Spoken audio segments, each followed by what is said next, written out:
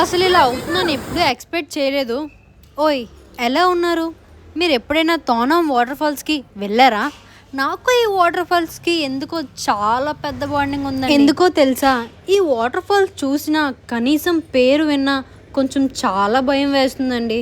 సరిగ్గా ఒక 5 years back నేను మా ఫ్రెండ్స్ క్లాస్‌లో బోర్ కొడుతుందని డైరెక్ట్‌గా కాలేజ్ నుంచి బంక్ కట్టుకొని ఈ వాటర్ ఫాల్స్‌కి వచ్చామండి.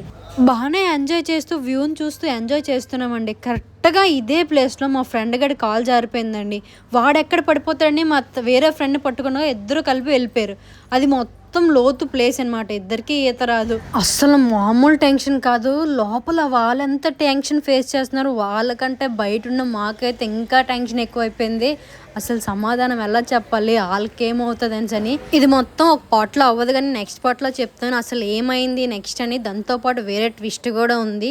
సరే కానీ ఇంకా నా యూట్యూబ్ ఛానల్ ఎందుకబ్బా సబ్స్క్రైబ్ చేసుకోవట్లేదు? కొంచెం సబ్స్క్రైబ్ చేసుకోవచ్చు కదా! ఇట్స్ మీ ఇమ్నా 88 ఉంటదని కొంచెం సబ్స్క్రైబ్ చేసుకొని సపోర్ట్ చేయండబ్బా!